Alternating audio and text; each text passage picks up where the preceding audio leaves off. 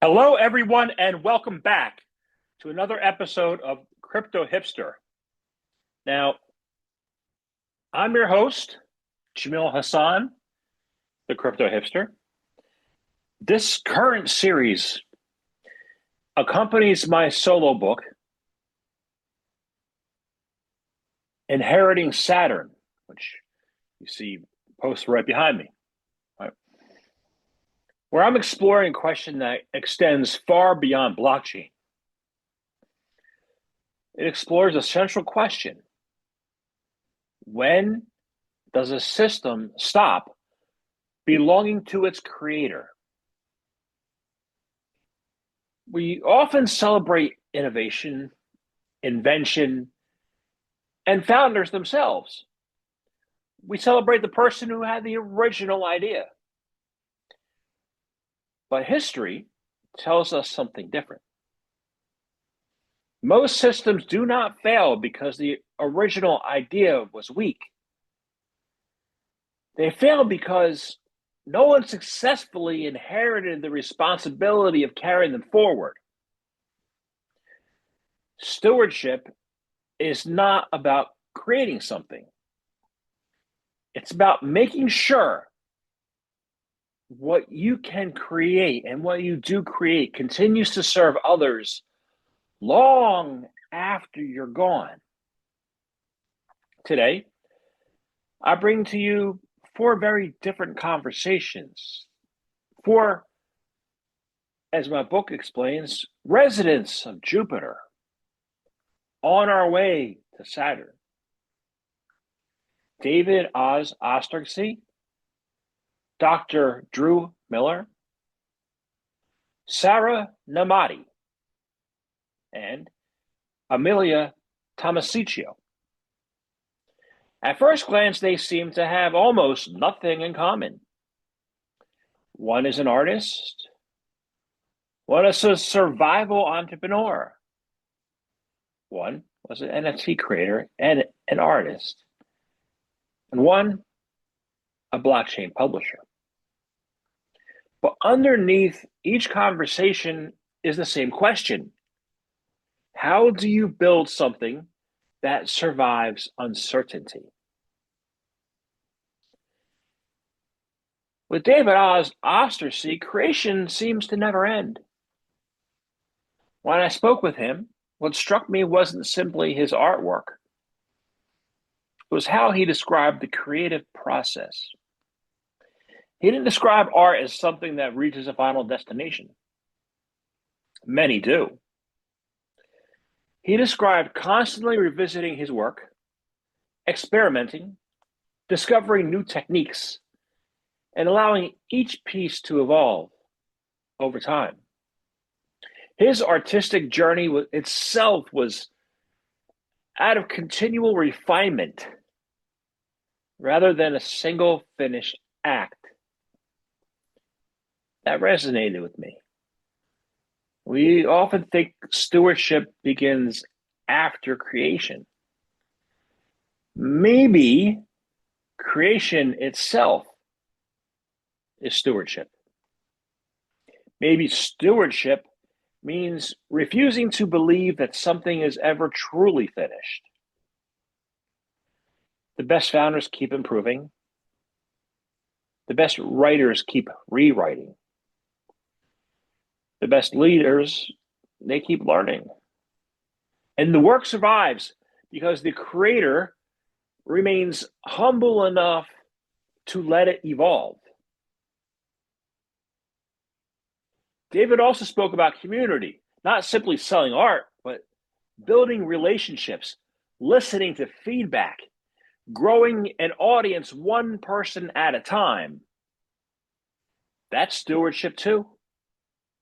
You don't simply release something into the world.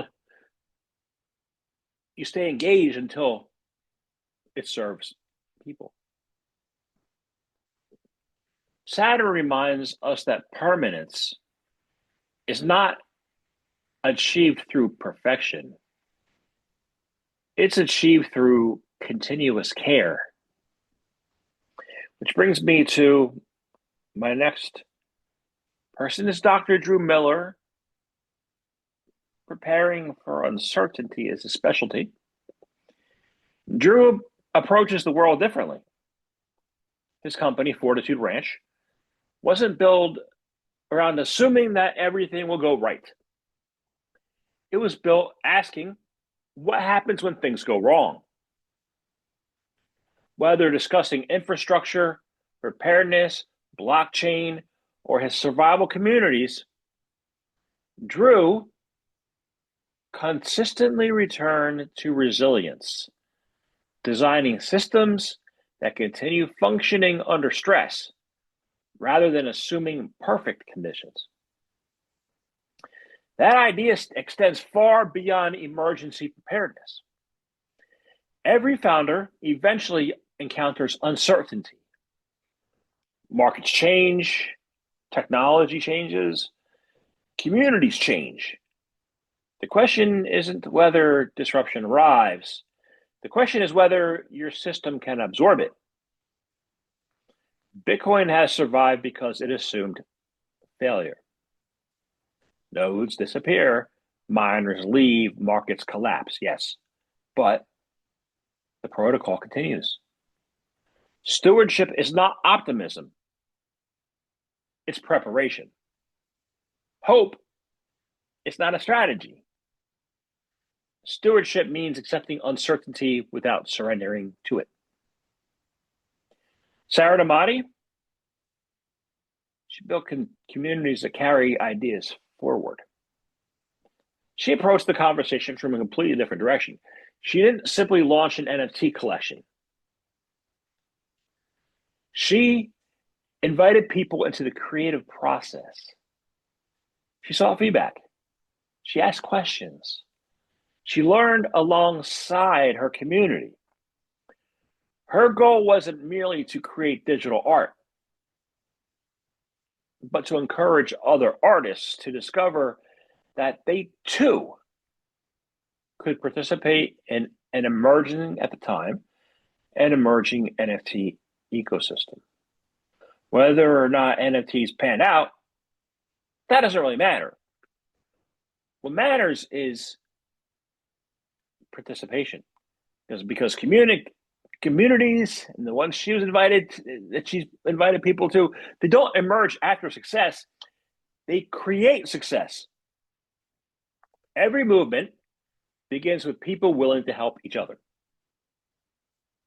Sara also spoke passionately about encouraging more women to enter blockchain. Not because diversity is fashionable, but because better systems emerge when more perspectives participate. Stewardship expands participation. Ownership often narrows it. The strongest communities are not built around personalities. They're built around shared purpose. That's why they survive when the leadership changes. Amelia Tomasicchio, I learned from her that adoption is stewardship. Amelia spoke, well, we spoke twice. The first episode was during an Amazon blackout. It didn't register. We spoke again. The conversation improved. But she got a little bit deeper with me. She spends her days educating people about blockchain. And throughout our conversation, she returned again and again to one challenge. Technology means very little if ordinary people, everyday people, can't use it.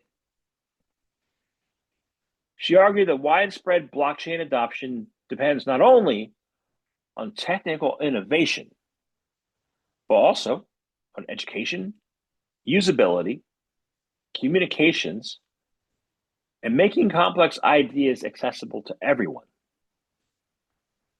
That observation reaches far beyond crypto. Ideas don't change the world. Adopted ideas change the world. You could build the greatest systems imaginable. If no one understands them, they die. Stewardship requires translation, patience. It requires meeting people where they are. Bitcoin wasn't difficult because cryptography was difficult. It was difficult because people had to understand why it mattered. Every great system eventually leaves the laboratory and enters everyday life. Adoption is not marketing. Adoption is stewardship expressed through education. David taught us, I call him Oz, nickname Oz, his last name is Osterczy. To me, he's Oz. He taught us that creation continues. Drew Miller, Dr. Drew, reminded us to build for uncertainty. Sara showed us that communities sustain ideas, while Amelia demonstrated that education makes adoption possible. Different industries, different careers, the same pattern. Every enduring system moves through 4 stages. First, someone creates it. Then, someone strengthens it against adversity. Third, a community starts to embrace it. And finally, it becomes part of everyday life. That's the journey of Bitcoin. It's a journey of open source software, of great companies, and it's even the journey of families, eventually. Eventually, every founder becomes a steward. And every steward hopes someone else will someday inherit the responsibility.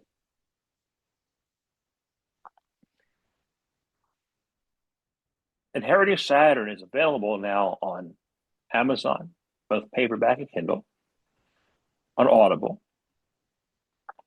on Ingram Spark, and anywhere you get your favorite ebook, like Apple Books and wherever else you buy your favorite books.